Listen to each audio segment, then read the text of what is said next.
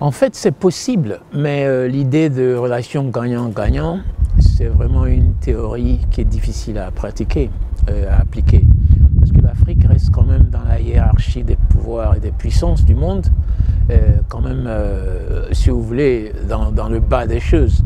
Donc, l'une des seules choses à laquelle on peut réfléchir, c'est que l'Afrique doit comprendre et savoir sa place dans la hiérarchie des puissances.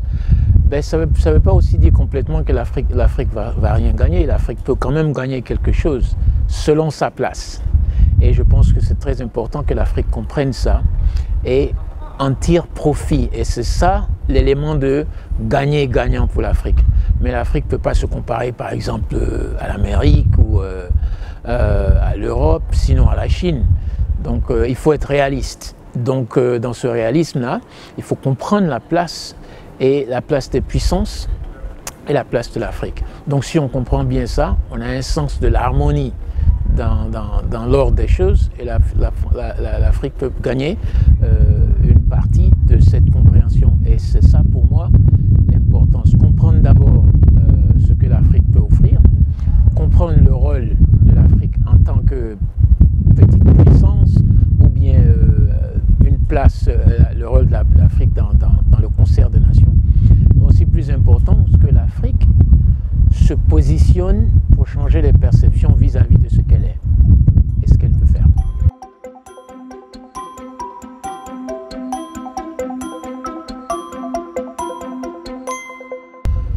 Je suis très pessimiste. Je n'ai pas encore vraiment vu une urgence politique et même économique avec les ressources nécessaires pour combattre le terrorisme.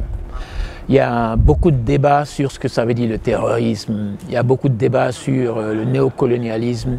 Il y a beaucoup de débats sur toujours la colonisation et tout ça. Donc l'Afrique passe beaucoup plus de temps à discuter du passé qu'à construire un futur.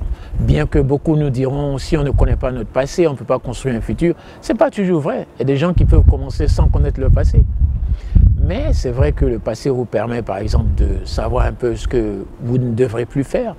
Mais le passé ne doit pas devenir une tyrannie qui vous empêche de réfléchir à juste sur un futur prospère. Donc, le terrorisme, le rôle des Africains pour comprendre le terrorisme aujourd'hui, c'est-à-dire ce que j'appelle la tyrannie du présent, si le terrorisme est éventuellement ça, c'est que les Africains doivent prendre ça sérieusement. Il y a terrorisme parce que, bon, la plupart du temps, les gens sont désatisfaits. Ils ne sont pas contents de leur situation, à la fois sociale, politique, économique. Et donc, ils trouvent d'autres moyens pour exprimer un certain nombre de mécontentements. Et ça fait que l'Afrique n'arrive pas à bien gérer ces choses-là. Et nos leaders africains restent ils n'ont pas le sens de l'urgence.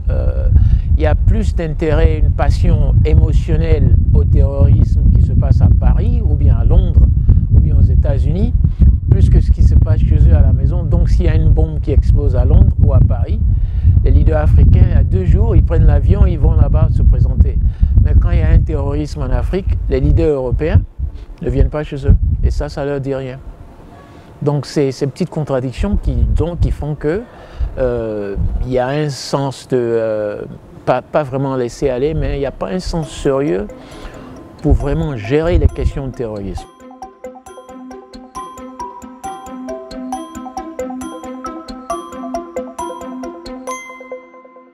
C'est que le monde regarde l'Afrique comme un espace nonchalant, un espace qui n'arrive pas à gérer ses défis et à les surmonter de façon à améliorer les conditions de leur peuple.